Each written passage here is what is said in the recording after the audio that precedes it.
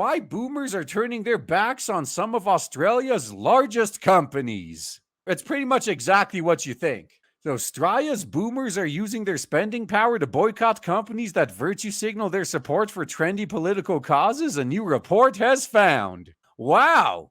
So Australian boomers are actually doing what American boomers and millennials and Gen Xers and Gen Zers can't seem to manage to do. And they've stopped consuming. Wow, it's almost as if that's all you need to do to see the change. Just stopped consuming. The Center for Independent Studies, a conservative think tank, said corporations pushing the DEI agenda were in fact most likely to lose customers than attract new ones. Yeah, and they initially they're fine with this. Remember that. When you say you're leaving, they're like, "Good, we don't want you Nazis here anyway." I mean, when did you get the impression I was a National Socialist? And I fucking hate socialists, but whatever. Fine, I'm leaving.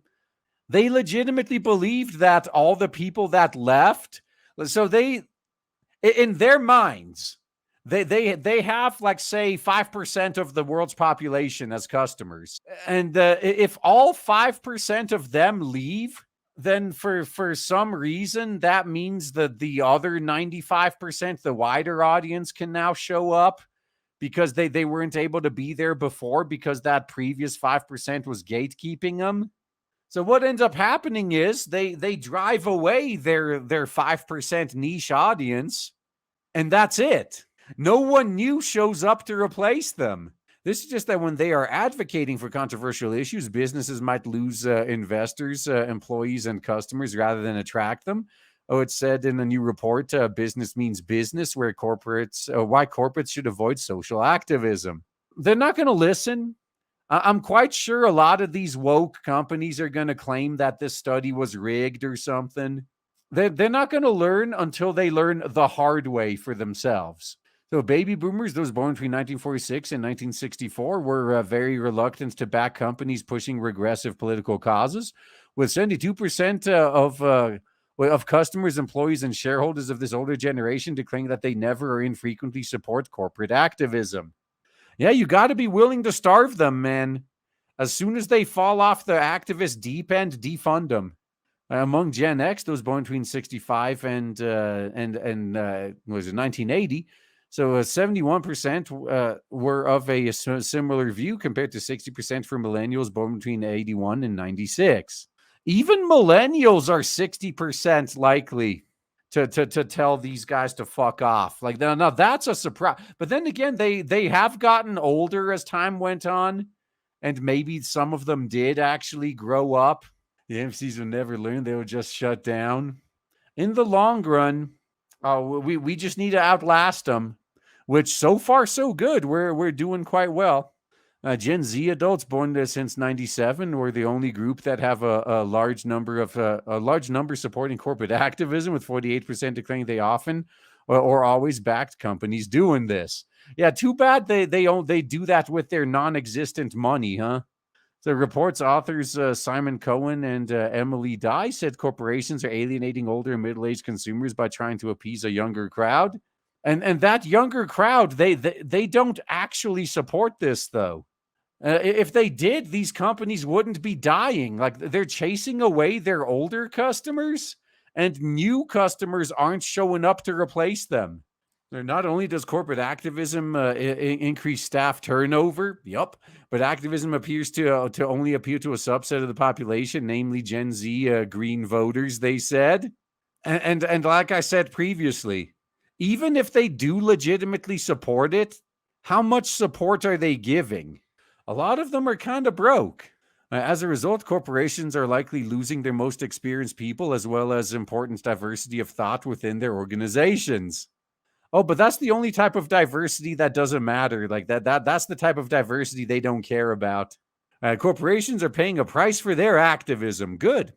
Last year, big corporations like Qantas decided or declared their support for the Indigenous voice to Parliament, only for the no votes to prevail, with 61% of support as the referendum failed in every state.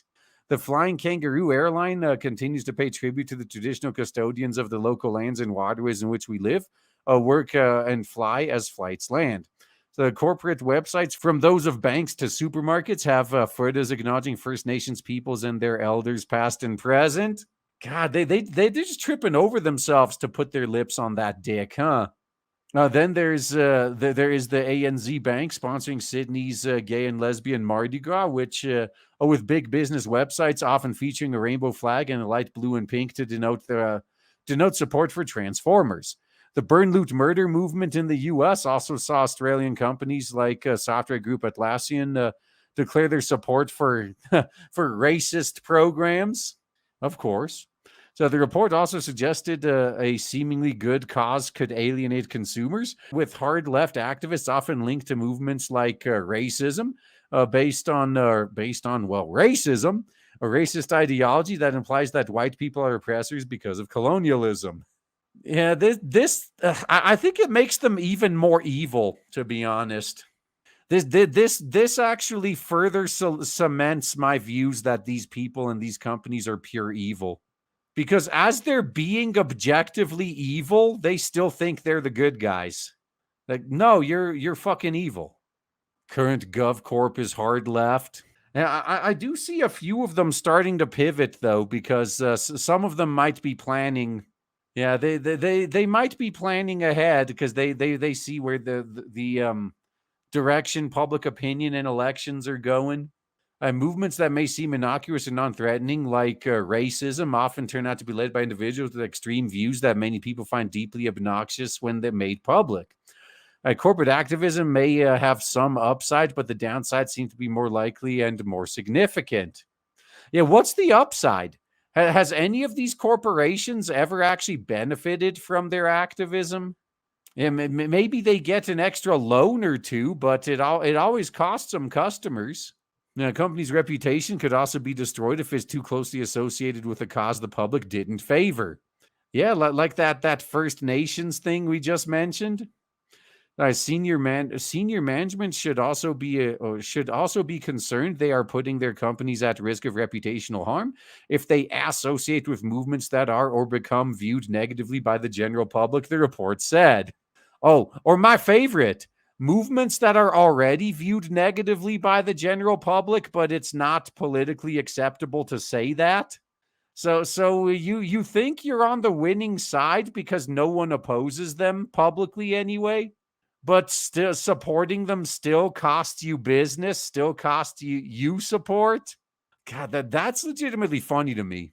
So to top it off, a clear majority of people do not support activism of this sort by companies. Neither employees nor shareholders believe companies should be taking positions on contentious public debates.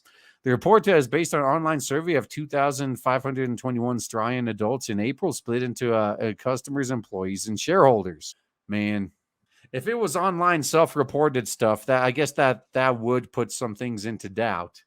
I think even the left is starting to catch on that a decent tactic is to manipulate the poll numbers, which I think that was part of the 2016 election. I personally know a lot of right-wingers who said that they were going to vote for Hillary just to skew the poll numbers. And then when it didn't happen, they were just so shocked. Like, what? But Hillary was up by 10 points. How did she lose?